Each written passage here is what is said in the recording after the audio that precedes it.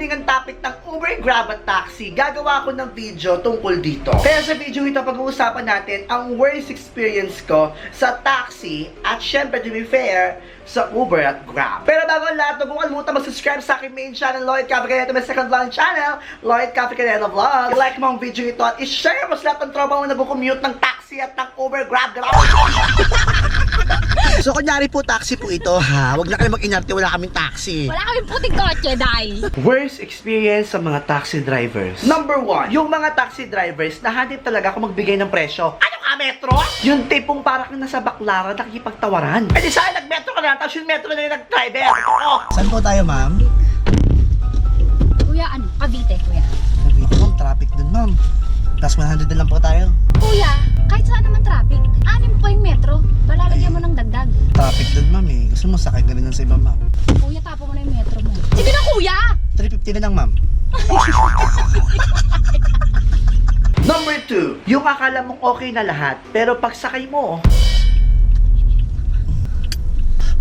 pag pinalakasan mo yung aircon, parang hiyang-hiya kapag sabing, Kuya, may aircon tayo, gamitin natin! Kuya, palakas naman ng aircon. Ma'am, malakas na, ma'am. Mainit kasi talaga, ma'am eh. Kuya, magbintana na lang tayo, kuya. Ay, lalabas po yung aircon, ma'am. Sarado niyo po, ma'am. Kuya, ang payat ko na.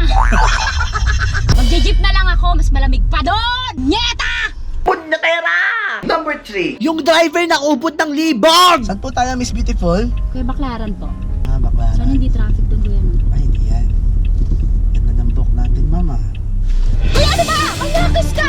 Susumbong kita! Te, ipapasalol lang kita, te. Dara yung buhok mo, te. Napapanot ka pa. Ma'am, diretso tayong baklaran. May salon doon. Number 4, yung tipong dahil hindi mo alam ang pupuntahan mo, papaikot-ikutin ka niya para tumasang metro. Kuya, parang hindi dito yung daanan. Ah, nag-shortcut tayo, ma'am. Eh, paano shortcut? Eh, kuya, traffic din dito. Mas tumagal tayo. Baka bilisan, malilate na ako eh. Wait, lipat na tayo, ha? Sige, O, doon na ready, po tayo. get 1, 2, 3, go. Be a wise commuter. Gumamit ka ng Waze o i-search mo muna yung daan papunta sa pupuntahan mo kung di mo ito alam para hindi ka magoyo. Te, huwag ka rin. Ma'am, mag-waste mo ba tayo, ma'am? Susunod ko po yung Ay, di kuya, may dala kong mapa. Para hindi ka malito. Mapa ng Pilipinas. Number 5, yung mga taxi drivers na may ruta lang ang sinusunod. Ay, sana nag-jeep o bus ka na lang para may ruta ka. Ruta ka ng ina mo. Choosy. Ay, salamat. May taxi na, kuya. Salamat. Saan po tayo, ma'am? Kuya Ayala. Ay, hindi po doon yung daan ko. Pauwi na po kasi ako eh. Eh, di sana, kuya, nag-jeep ka na lang kung may ruta ka pala. Naman, oh. Inis eh. Yung tipong binuksan niya ang bintana tapos sasabihin mo kung saan ka. Ma'am, saan po kayo, ma'am? Kuya, BGC! And then, buwakatan ka ng taxi. Ba yan?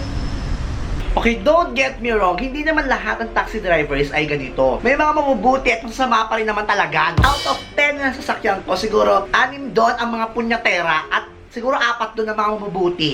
Ako pinipili ko talaga yung mga driver na matatanda kasi pag matanda yung driver, hindi yan choosy, hindi yan padagdag. Kaya ang ginagawa ko pag may nasasakyan ako mga taxi driver ng sobrang mabait, dinadagdagan ko talaga ng bonggang-bongga para ipagpatuloy pa rin nila ang pagiging mabait nila. Eto na po tayo, ma'am. Good afternoon po. Ingat po kayo ulit, ha? Kuya, ang bait-bait mo dahil dyan, bibigyan kita ng bonus. Bibigyan kita ng 50 tip mo. Oy, sorry, salamat po, ma'am. Para pang yosi mo din to. Kailangan po yan ng mga anak ko talaga, Thank you, ma'am. kuya. Pero 20 lang po ito, ma'am. Kuya, 50 yan. Nalaglag mo. Kulang lang 30! Kulang lang 30! 50 ang binigay ko eh. O naniniwala ako na ginagawa lang ng iba ito dahil gusto nilang kumita ng mas malaki. Mas malaki yung mauwing pera sa kanilang mga pamilya kaya nagugoyo sila. Kaya katok-katok kung sino man ang mga namamahala ng ganitong mga chenilin. Abay, gumawa po kayo ng mas magandang swelduhan sa ating mga taxi drivers para maiwasan na po ang mga pangungutong at mga pagdagdag mga punyatera. At eto na nga, dumating sa buhay natin ng Uber at Grab. Pero syempre, hindi naman lahat ng tao ay mga anghel. May iba ding mga punyatera talaga. Worst experience, Grab at Uber. Number 1, yung tipong naghintay ka na matagal sa driver tapos biglang ika-cancel. Punyatera na malala. Hello, Manong! Sana! Sabi mo 2 minutes! Late na ako! Dalihan mo, kuya! Kanina pa ako nag-iintay, tas kinancel. Walang ya!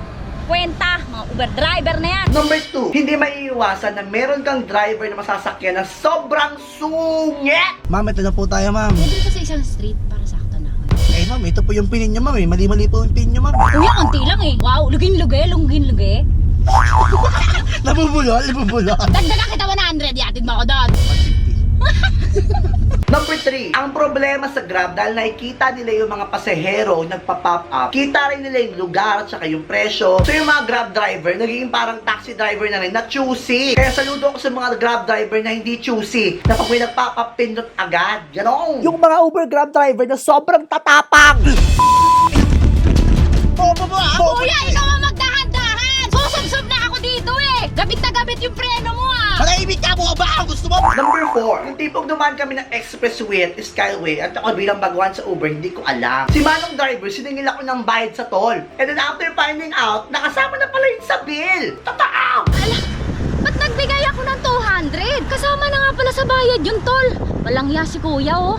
Kwenta talaga. Pero in fairness naman sa ating Uber Grab, out of 10 na sasakyan ko, 2 lang yung ganitong punyatera. Kaya ako, itigil lang ang debate kung sinong mas kailangan. Kailangan natin ang dalawa. Kailangan natin ang Uber Grab, kailangan ng mga taxi, para may mga variation at mga choices. Alam mo yun? At kung ikaw ay taxi, Uber o Grab driver, maraming salamat sa inyong lahat. Dahil kung wala kayo, hindi kayo makakarating sa aming paroroonan. Alam kong hindi ako nag-iisa, andyan ka nanonood, may naiisip ka ngayong worst experience, kaya comment mo yan sa baba. I-comment mo na ang mga worst experience mo sa taxi, Uber at Grab. Comment down below. Huwag mo kalimutang i-like, i-favorite at i-share mo ang video ito sa lahat ng kalala mo. Subscribe ka sa aking main channel, Lloyd Kami Ito may second vlog channel, Lloyd Kami Vlog. Ganoon!